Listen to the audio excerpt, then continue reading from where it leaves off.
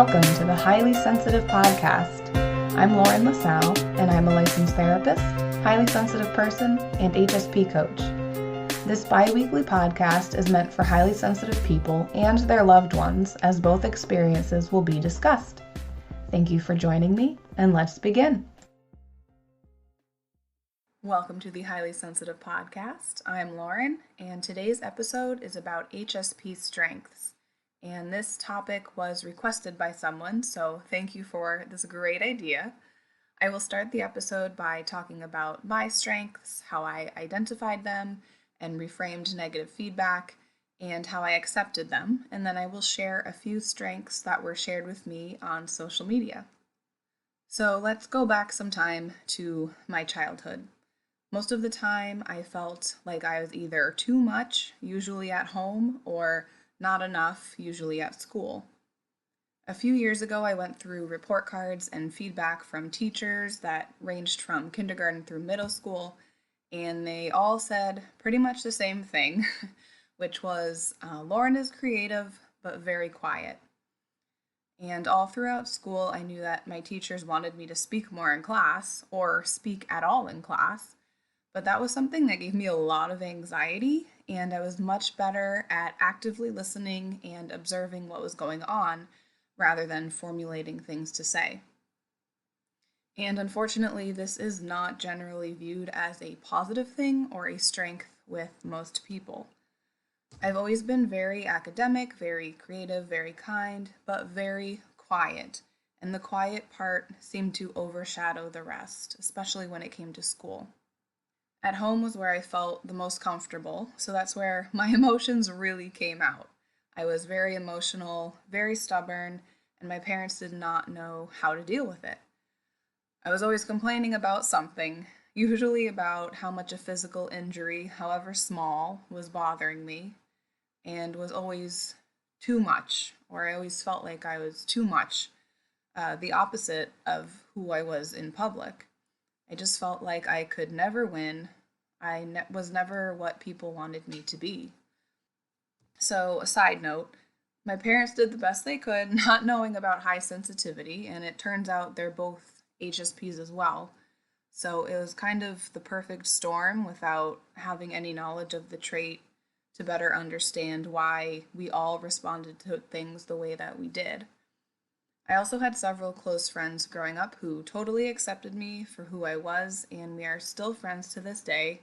And I don't know if they listen to this podcast, but if they are listening, I'm sure they know who they are, and thank goodness for them. I really struggled with feeling like too much and not enough throughout my life without really knowing that's what I was feeling, until I learned about sensory processing sensitivity, or the trait of high sensitivity. And this helped me learn that my reactions to things weren't weird, they were just different than those of most people. And there were other people who felt and reacted similarly to me.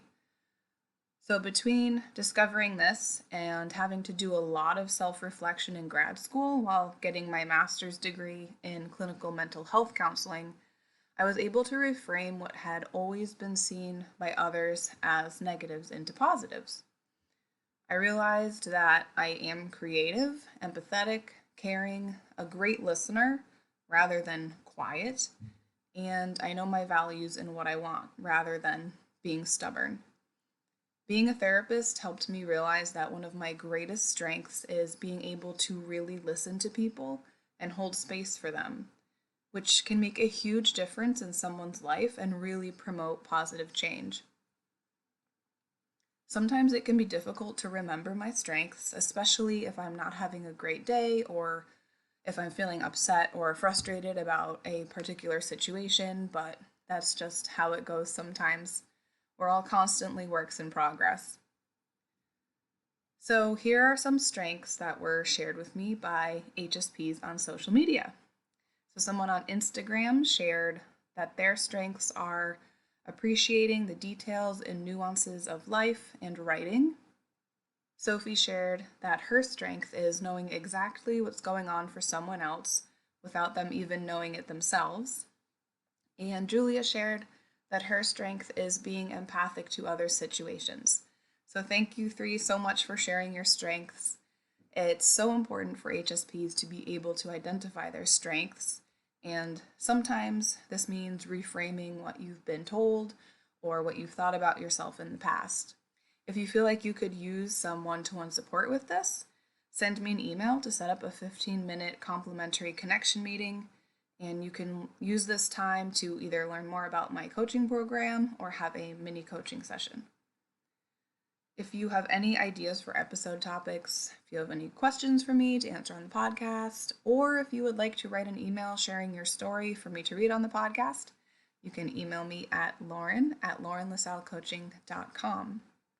You can find out more about my coaching program, as well as resources and links to my social media by visiting my website at laurenlasallecoaching.com. And there's also a link on my website to join my email list, and by doing so, you will receive a free resource from me called 5 Self-Care Tips for Highly Sensitive People.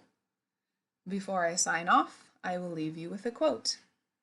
Don't be afraid of not being perfect. It might be what makes you amazing. Jolene Stockman.